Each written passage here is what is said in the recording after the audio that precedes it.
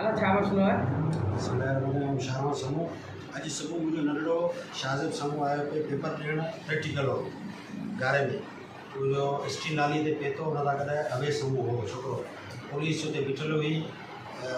Private गाॾी हुई SHO रियाज़ मैसर हुनखे जेको नंढड़े मुआरे खे खयो ऐं अवेश समय खे खणी विया रस्ते में अवेश समय खे छॾे ॾिनो मुआरे छोकिरे खे खणी विया थाणे ते विया आहियूं असां पुछा कई पर किथे को गिरफ़्तारी हुनजी ज़ाहिर कोन थी आहे असीं सभिनी थाणे ते विया आहियूं पर हाणे असांखे ख़दशो आहे मथां हुनखे मारियो वञे बसि पहिरीं साल जेको आहे जगशई पुलिस मुंहिंजे साले खे खणी मर्डर करे छॾियो पर असां एहतिजाज कयो पर उनजो जेको FIR कटी FIR खां पोयां उनखे बेल मिली हुई हाई कोर्ट बेल ॾिनी हींअर वरी साल खां पोयां उनजी बेल जेको रद्द थी वई उनजे पोयां रद्द थियण खां पोयां हाणे असां ते इंतकामी कार्रवाई पुलिस करे ॾिनी जगशई पुलिस। अच्छा आवा छोकिरो केॾां वञी रहियो किथां खां अची रहियो? मुंहिंजो हाले जी खां गारे प्रैक्टिकल ॾियणु पिया आयो। प्रैक्टिकल ॾियणु पिया आयो त कहिड़ी क्लास में तव्हांजो? मुंहिंजो 11वीं क्लास में। 11वीं क्लास जो शागिर्द तव्हां? अच्छा पुलिस सां तव्हां थाणे ते राब्तो करण जी कोशिशि कई आहे? असां थाणे ते कईसीं असां वियासीं थाणे ते जगशई हुते उन्हनि चयो त हिते को बि छोकिरो अहिड़ो खणी कोन आई आहे पुलिस पोइ वरी असीं आई प्रेस क्लब ते जगशई हुते मुंहिंजी हुनजे छोकिरे जे मामे प्रेस कॉन्फ्रेंस कई आहे पर छोकिरो ज़ाहिर ई कोन्हे विया आहियूं मकड़ी थाणे ते उते बि ज़ाहिर न आहे ठटे थाणे ते उते बि ज़ाहिर न आहे।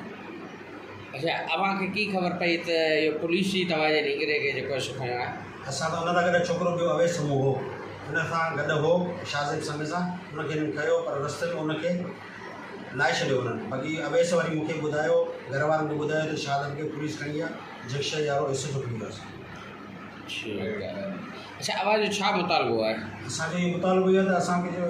पहिरीं साल जेको मुंहिंजे साले खे जेको सालो हो शेवा समूह हुनखे मर्डर कयो हुयो हुन खां पोयां ज़ामिन रद्द थियो हाणे असांखे इहो त असां ते इंतकामी कार्रवाई जगशई पुलिस करे ॾिनियूं ॿ ॾींहं पहिरीं मुंहिंजे सौट खे गिरफ़्तार कयो रियाज़ मैसर हुनखे जेको चालान करे छॾियो अॼु वरी मुंहिंजे नंढड़ो जेको आयो पियो सुबुह हुनखे गिरफ़्तार करे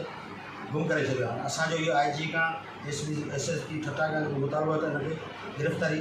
करे वियो आहे असांखे ज़ाहिर कयो गुम कयो वियो आहे असांखे इहो ख़दशो मारियो न वञे। तव्हां लाला शाहनवाज़ समूह जी ॻाल्हि ॿोल ॿुधी हिनजो इहो ई चवणु आहे त संदुसि फर्ज़ंद जेको 11वीं क्लास जो शागिर्द आहे उनखे जेको पुलिस खणी खंभे गुम करे छॾियो आहे ऐं इंस्पेक्टर सब इंस्पेक्टर रियाज़ मैसर जेको आहे सो 2 ॾींहं अॻु बि हिननि जेके माण्हू खे खणी गुम कयो ऐं जेॾी महिल प्रैक्टिकल ॾियण लाइ हिन नंढड़ो अची रहियो खेसि हाले जी